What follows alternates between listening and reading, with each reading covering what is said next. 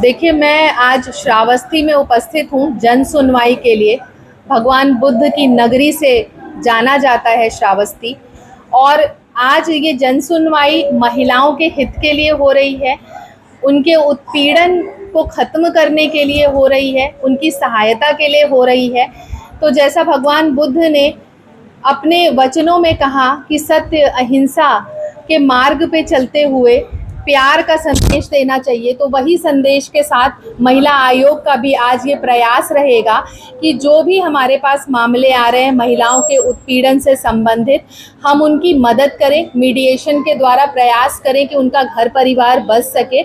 और जिन केसेस में महिलाओं पे ज़्यादा प्रताड़ना हो रही है, हम उसके खिलाफ एक्शन लेंगे, FIR भी कराएंगे, और जिस तरीके की वो प्रक्रिया चाहती हैं पूरी तरीके से हम उनका सहयोग और सहायता करेंगे। त्वरित न्याय की प्रक्रिया में महिला आयोग निरंतर चल रहा है, और वही मेरा प्रयास है कि जो भी हमारे पास महिलाएं उत्पीड़ित आई हुई हैं उनको त्वरित न्याय मिले।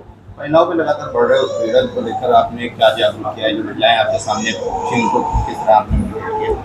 सबसे पहली ज़रूरी चीज़ ये है कि महिलाएं शिक्षित बने, शिक्षा को अपना हथियार बनाएं, और साथ ही साथ सेल्फ मोटिवेट भी होना बहुत आवश्यक है, क्योंकि मैं यहाँ पे देख पा रही हूँ बहुत सारी महिलाएं रोते गाते हुए आ रही हैं। जीवन में प्यार को प्रायोरिटी देने वालों को एक संदेश कि जीवन में सबसे पहले शिक्षा को प्रायोरिटी दीजिए। अगर आप पढ़ेंगे लिखेंगे तभी आपका जीवन अच्छा होगा, क्योंकि जिस हिसाब से हमारे पास केसेस आ रहे हैं हम तो यही समझ पा रहे हैं कि इन चीज़ों को रोकने का एक ही तरीका है, वो है शिक्षा और संस्कार। मैं अपने मीडिया बंधुओं के भाइयों से एक और रिक्वेस्ट करूंगी, आपके माध्यम से एक और मैसेज देना चाहूँगी कि जितने भी माता पिता ये सोच करके अपनी बेटियों की शादी करते हैं कि ये हमारी जिम्मेदारी है और उनकी शादी करके जिम्मेदारी पूरी कर रहे हैं, आपसे एक रिक्वेस्ट कि अपनी बच्चियों को अच्छी शिक्षा दीजिए, उनको पढ़ाइए लिखाइए, उनके स्वयं के पैरों पे खड़ा करिए, तब आपकी जिम्मेदारी पूरी होगी। सिर्फ शादी करके जिम्मेदारी पूरी नहीं होती है। और उस घर में अपनी बेटी का ब्याह बिल्कुल भी ना करें जहाँ पे दहेज मांगा जाए, क्योंकि वो दहेज का सिलसिला सिर्फ शादी तक नहीं रहता है, वो आगे भी चलता रहता है। तो पंडित को दिखाने से पहले ये भी एक प्रयास करें कि आप बैठ करके दोनों परिवार आपस में चीज़ों को समझें भी कि आगे चल करके लड़की क्या करना चाहती है, लड़का कैसे जीना चाहता है।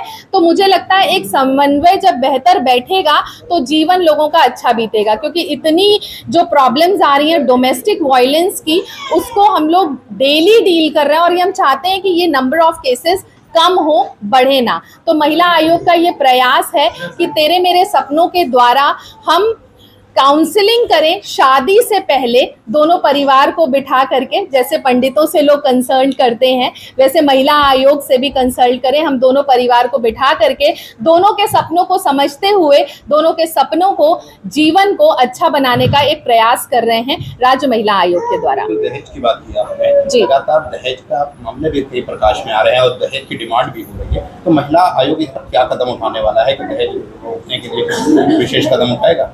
देखिए, इसके लिए तो ऑलरेडी सरकार के तमाम नियम हैं। दहेज देना तो एक अपने आप में क्राइम है, और ये क्राइम परिवार वाले कर रहे हैं, जिसका भुगतान आगे कर रहे हैं उन्हीं के बच्चे, उन्हीं के परिवार।